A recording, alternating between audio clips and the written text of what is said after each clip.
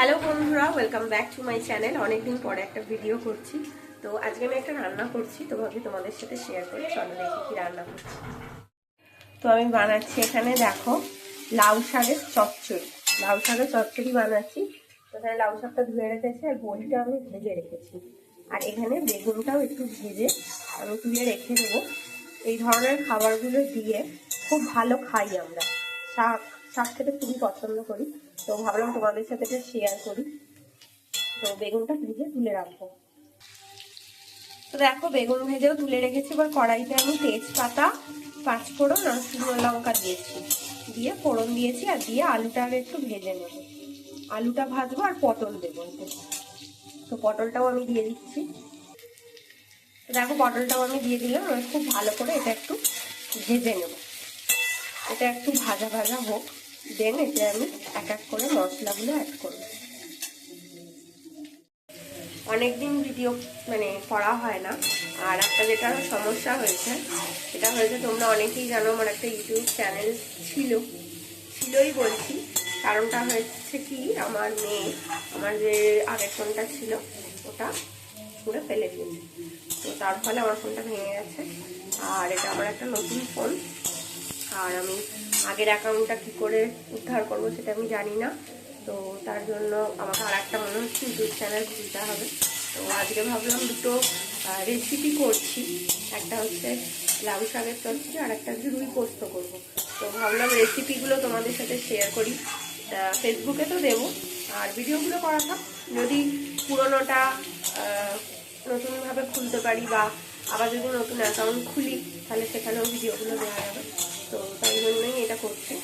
তো চলো রান্নাটা দেখতে থাকো। আচ্ছা, সবজিটা ভাজা ভাজা হয়ে গেছে। এবার আমি যেটা দেব, এখানে আমি দেখো একটু আদার গুঁড়ো গুলে রেখেছি। আমি এখন রান্নাতে এটাই দিচ্ছি, কারণ আমার হাজব্যান্ড তো খুব সকালে বেরোয়, 10টায় ওকে খেতে দিতে হয়। তো এই আদা ফাদা বাটা করা অনেক ঝামেলা। এজন্য আমি এখন নতুন একটা এরকম আদার পাউডার কিনেছি, জিঞ্জার পাউডার। তো সেটাকেই একটু জলে ভিজিয়ে রেখে দিয়ে দিই, খেতে ভালোই লাগে। তোমরা দেখেছো আমি আদা রসুনের পেস্টও রেডিমেড কিনে ব্যবহার করি, সময় বাঁচানোর জন্যও ভালো। আর আমি না প্যাকেটের গুলোও কিনে দেখেছিলাম, অতটা টেস্ট নয়, কিন্তু এগুলো খেতে খুব ভালো লাগে। তো যাই হোক, আদাটা দিয়ে দিলাম। এবার আদাটা দিয়ে একটু খানিকক্ষণ কষাবো জিনিসটা। তো আদাটা কষানো হয়ে গেছে। এবার কী কী দিয়েছি একটু বলে দিই। একা হাতে যেহেতু ভিডিও করছি, এই জন্য মশলাগুলো দিয়ে তারপরেই তোমাদের দেখাচ্ছি। এখানে আমি দিয়ে দিয়েছি নুন, জিরের গুঁড়ো, ধনের গুঁড়ো, হলুদ গুঁড়ো আর কাশ্মীরি লঙ্কা গুঁড়ো। যেহেতু আমরা লাল লঙ্কার গুঁড়ো খাই না, শুকনো লঙ্কার গুঁড়ো খাই না, ওটা শুকনো লঙ্কা ফোড়নেই দিয়েছি। আর আমি একটুখানি কাশ্মীরি লঙ্কাটাই ইউজ করি, ওটাই ব্যবহার করি। তো নুন সবই দিয়ে দিয়েছি, নুন মশলা সবই দেওয়া হয়ে গেছে। আর চিনিটা পরে দেবো।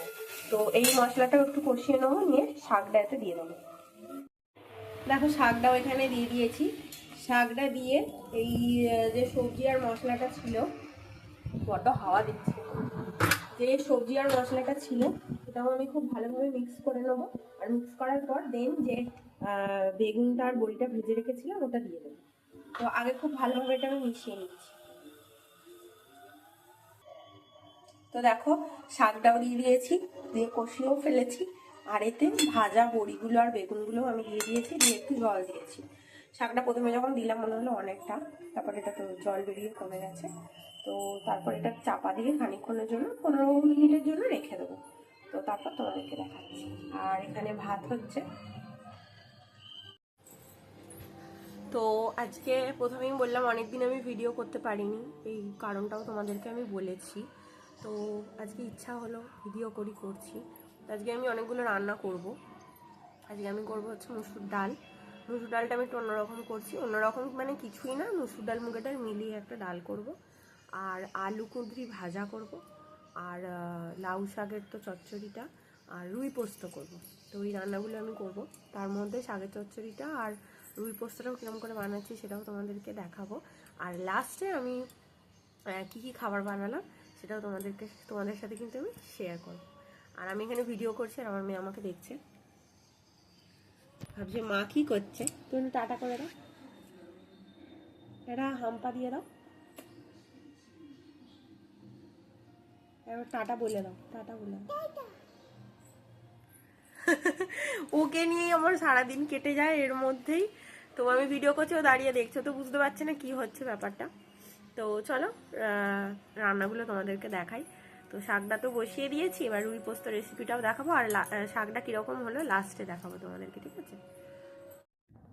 তো দেখো এবার আমি রুই পোস্ত বানাবো। মাছগুলো এখানে ভেজে রেখেছি, আর এখানে পোস্ত, এটা পোস্ত, টমেটো, কাঁচা লঙ্কা বাটা আছে, আর এখানে সর্ষেটা ভেজানো আছে। এবার আমি রান্নাটা স্টার্ট করবো। এটা মাছ ভাজার তেলটাই আছে। তো এটাতে আমি প্রথমে এই একটু কাঁচা লঙ্কা ফোড়ন দেবো, দিয়ে এই পোস্তর পেস্টটা আমি দিয়ে দেবো। তো দেখো এটা আমি কাঁচা লঙ্কা ফোড়ন দিয়েছি, দিয়ে আমি এটাকে একটুখানি আদা রসুনের পেস্ট দিয়ে দিয়েছি।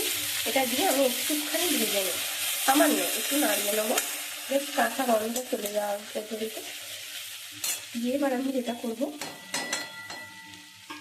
এই পেস্টটা আমি দিয়ে দেবো। এটা হচ্ছে পোস্ত, কাঁচা লঙ্কা আর টমেটো, এটা আমি জল দিয়ে লাস্টে দেবো। এটা খুব ভালোভাবে একটু মিক্স করে নেবো, খুব সুন্দর খেতে হয়।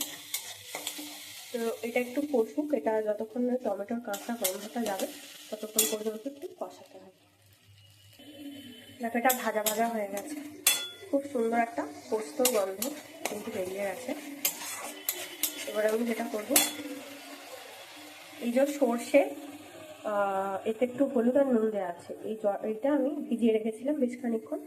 তো এইটা আমি দিয়ে দেবো, এটা সানরাইসের যে রেডিমেড সর্ষেটা সেটা। তো এটা আমি দিয়ে দেবো। তো এটা দিয়েও আমি একটু ভালোভাবে কষবো। আর এটার মধ্যে আমি একটু নুন তো দিয়েছিলাম, তো পরিমাণ মতো যে যেরকম লাগবে নুন চিনিটা দিয়ে দেবো। তো এটা আমি ভালোভাবে কষিয়ে নিচ্ছি। তো তারপরে কিছুই নয়, মাছগুলো এতে দিয়ে আমি একটু ভালো করে ফোটাবো, পরিমাণ মতো জল দেবো, আর নুন মিষ্টি স্বাদ মতো যে যেরকম দেবে। তো লাস্টে কীরকম হলো রেসিপিটা সেটা নিয়ে ফিরে আসছি। তো দেখো আমার রুই পোস্ত কিন্তু রেডি। এটাতে ওপর থেকে একটু ধনে পাতা দিলে আরও ভালো হতো, আমার কাছে এখন ছিল না বলে আমি দিইনি। তো এই হলো রুই পোস্ত। তো আজকে এটাই ভিডিও ছিল, কেমন লাগলো ভিডিওটা জানাতে কিন্তু ভুলবে না, আর অবশ্যই লাইক কমেন্ট শেয়ার করে দেবে। তো দেখতে থাকো, আগামী দিনে আরও অনেক কিছু ভিডিও নিয়ে ফিরে আসছি, হতে পারে রান্না, হতে পারে কোনো ডেইলি ব্লগ, তো দেখা যাক। তো সবাই খুব ভালো থেকো, সুস্থ থেকো, টাটা।